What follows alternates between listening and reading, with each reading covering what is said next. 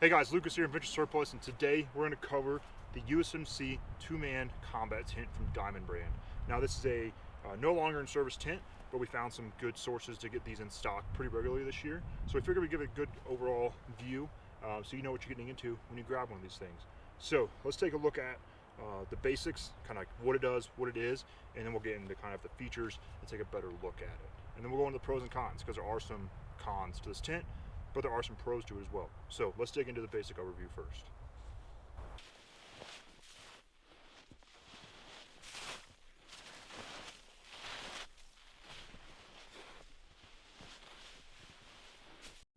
All right, so basic overview of this tent. Like I said, kind of in the title of the tent, it is a two-man combat tent in woodland camo that was used by the Marine Corps. So it can fit two guys really comfortably. It's got plenty of room inside. It's a tad bigger than the Light Fighter 2, definitely when it comes to height. So if you're a taller guy, you can definitely sit up there comfortably. And when you're getting ready, one of the worst things when you're in a tent, especially if it's a smaller kind of condensed tent, is putting pants on, putting your boots on, and actually getting dressed for the day. There's just plenty of room for it with two guys in there. And we'll get in there in a minute and kind of show what the space looks like. But yeah, it's got a nice woodland camo vestibule, coyote main body, coyote tan-ish during that phase of where the U.S. military can't really figure out what coyote is, what tan is, and yeah, so it's kind of annoying, but it's tannish, coyote-ish. Dual vestibules, so there's dual entry and dual vestibules. Now, the vestibules do kind of differ. We'll get into that when we kind of go into the exterior view, and there are two ways to enter, and we'll go into that when we get into the interior view. Components-wise, this is a three-pole tent. Now, that is kind of annoying. Most tents are two-pole, or if it is a multi-pole, it's a spider pole. It's really simple. This kind of having three separate poles makes it a little bit, I would definitely practice setting it up. Just like anything as far as shelter or survival goes, set it up, practice run before you go out there and use it for the first time, especially if you get caught out in the dark or in the rain and you gotta hurry. That way you know what you're doing. So your first time setting this up, have some extra time if you're going out into the woods with it, and just look at it, because that third pole that fits in the front, like you saw in the setup video, it goes in a certain way, and if you don't do it the right way, the tent doesn't set up right. And we set up like 5 or 6 times now, and it throws us off every time. So we have to kind of look at it and be like, does it go over or under? Just set it up, look at the instructions, and get a feel for it before you actually go set it for the first time when you really need to use it. But yeah, other than that, one of the big pros I can tell you from this thing is the repair kit is beefy. It comes with everything you need to repair the vestibule, the main body, the mesh sections and the doors, pull repair kit. There's glue and some other stuff in there. I'll have a picture of it up on the screen so you can see the repair kit. It's a pretty beefy repair kit, and pleasantly surprised when we pulled it out for the first time. We saw that repair kit, so I do like it quite a bit. And it is 4-season rated, like I mentioned already, I think a little bit. So that means any time of the year you can take this out there and you're good to go with it. I don't know the snow load off the top of my head. I don't think we can actually find the snow load looking back on the internet, but being a snow load capable tent, 4-season capable tent, you can expect to be able to come out. It's light snow, even if it's like a kind of a snowy night, you're going to be good. It's going to retain that snow load, be able to knock it off in the morning, be good to go. Other than that, rain, wind, you're going to be good in it, especially once you stake it out. And it comes with plenty of stakes. It comes with probably twice the amount of stakes you need to set it up, so that way if you really have to guy line this thing out, you're good to go. If you lose a stake, if you bend a stake, you're still good to go. You're not stuck with just the bare minimum amount of stakes. And these aren't really crap stakes. They're pretty good stakes at the end of the day. They're not your typical Walmart gonna bend as soon as you hammer it slightly wrong. They're pretty sturdy. We haven't bent one yet, and we tried setting this up on top of a rock. We didn't bend one, so we'll take that for us. So yeah, that's the basic overview of what this tent is. So now let's take a closer look at the exterior and then talk about the interior. All right, so exterior overview. So the vestibule is pretty hardy. It's a good vestibule, plenty thick. It is rip stops. If you tear it, it's not going to immediately just go to shreds. Now, like I said, this tent has 2 vestibules. It's dual entry, everything like that. The vestibules are different on each side. So this is the nice big side, nice big opening, and the other side's a more, I think you can kind of attribute to your more basic vestibule that you might be accustomed to on some other tents. So it is weird how they did 2 different vestibules and 2 different openings. But Marine Corps, whatever you're using it, just put the unlucky lower enlisted on the side that kind of sucks, and you're good to go. But plenty of room for your backpack if you have your large ruck.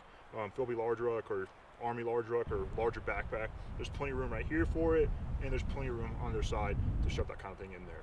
So you're not lacking space. It's just weird that they did 2 different vestibules.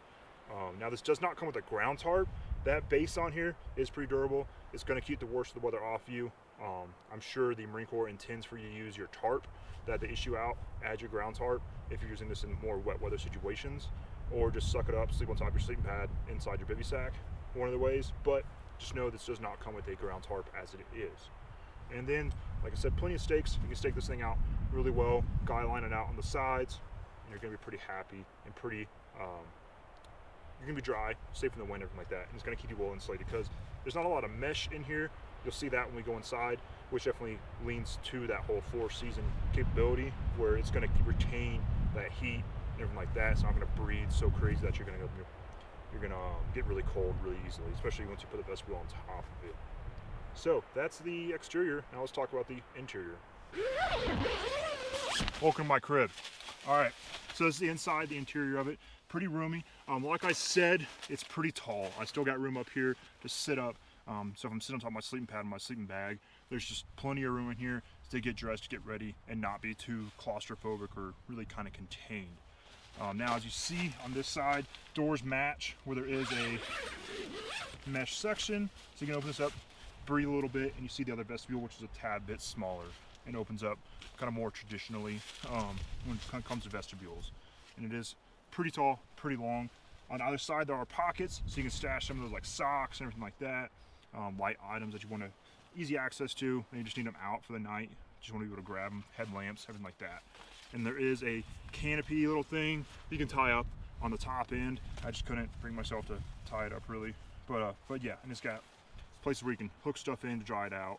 That way, if you are wet, everything like that, you can sling socks up there, sling your shirt up there, and dry it out and have it drip dry on top of you while you sleep. But again, pretty tall. I'm 5'11", 6 foot in boots, and I got plenty of room. Like I could get in here comfortably, lay down, and be nice. I got plenty of room on my head, and I got about the same amount on my feet. So 2 guys with sleeping pads, sleeping bags, and a little bit of gear in here, more than comfortable. So that's the interior. So let's get back out and just kind of close out this video with the pros and cons. All right, so pros and cons. The pros are definitely 4-season, really roomy, really durable, rugged, everything in between. But the one con that all those kind of things kind of get you to those cons at the end of the day is the weight. This thing weighs just under 11 pounds. And that's pretty hefty for a tent, especially nowadays. I mean, it's older design, you gotta take that in consideration. It's more the military, weight is a whateverism to them a lot of times. But almost 11 pounds means it's a pretty hefty tent, and it's you're going to feel it at the end of the day when you're carrying this thing. So how do you kind of get away from that? Well, it's a 2-person tent, so if you got 2 people using it, you split up the bag. You get one guy with the main body and the poles, another guy with the vestibule, plus all the stakes and everything else. So you can split this up, distribute the weight 5 pounds-ish for each person, and you'd be a lot happier. But that weight is definitely where you're going to be like, oh crap. If you're car camping, you're not moving very far, like we're probably 100 meters from the truck right now, that's fine. It's not an issue. We're still out here in a good tent, and the weight, is negated by just the fact that we're not moving that far. But if you're taking us a long haul and a hike, that weight, can be a bit of a, oh crap. But yeah, but it is 4-season, it is rugged, it's got everything you need. You can drop their parakeet, you can drop extra stakes, everything like that, take some pounds off, probably. And be a lot happier with what you're carrying.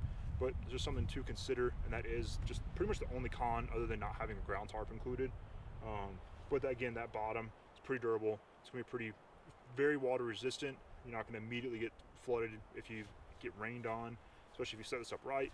Follow the typical kind of things you're gonna do when you set a tent up. Don't set it up in low ground. Don't set up where water's gonna run right into it, everything like that, and you'll be okay. But yeah, so like I said in the beginning, we have a pretty good supply of these for this year. So if you want to grab one of these, head on over, grab one right now, because these are pretty good tents. If you need a really solid tent, you don't want a light fighter for some reason, you really like woodland camo, these are a good option to get for somebody that needs a durable tent and needs one that's going to last quite a long time for them. So yeah, that's the video. Yeah, appreciate you watching, thanks for watching, and see you in the next one.